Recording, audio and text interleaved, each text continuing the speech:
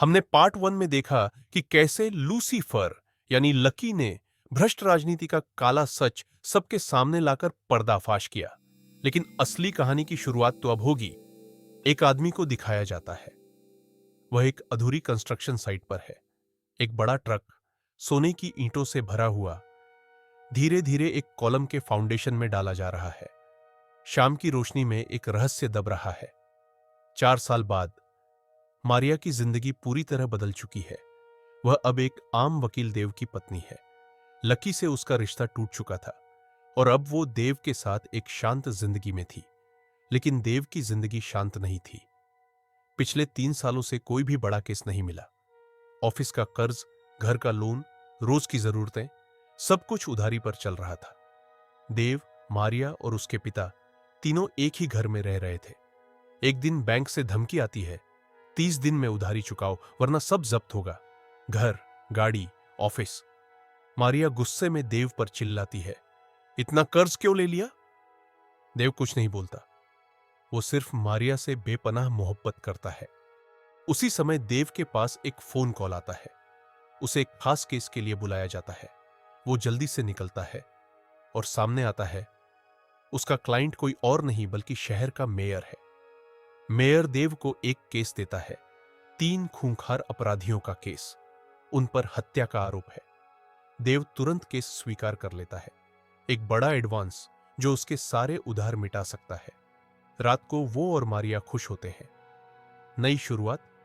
वे एक साथ जश्न मनाते हैं। अगले दिन देव जेल में जाता है जहां वे 3 अपराधी बंद हैं। जेल में एक क्रूर जेलर है जो पूरी जेल पर राज करता है। देव को बस एक केस की फाइल देकर भगा दिया जाता है। जैसे जैसे देव केस की तह में जाता है, उसे एक वीडियो मिलता है जिसमें वो तीनों किसी की हत्या कर रहे होते हैं। लेकिन वीडियो में एक और चेहरा दिखता है, एक नामी बिजनेसमैन का चेहरा। देव समझ जाता है, मैं ये केस तो हार ही जाऊंगा, क्यों ना उस बिजनेसमैन को ब्लैकमेल करूं। वो सीधा उस बिजनेसमैन के घर जाता है और कहता है, पैसे दे दो वरना मैं सब उजागर कर दूंगा। बिजनेसमैन ठंडे अंदाज में जवाब देता है, जा, जितना भाग सकता है भाग, अब तेरा खेल खत्म।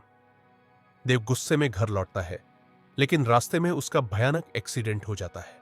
आंख खुलती है, हॉस्पिटल में सामने मारिया है और टीवी पर ब्रेकिंग न्यूज, वकील देव की कार से मिली बड़ी मात्रा में ड्रग्स, कैश और गोल्ड।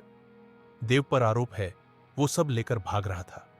पुलिस आती है, उसे गिरफ्तार कर लिया जाता है।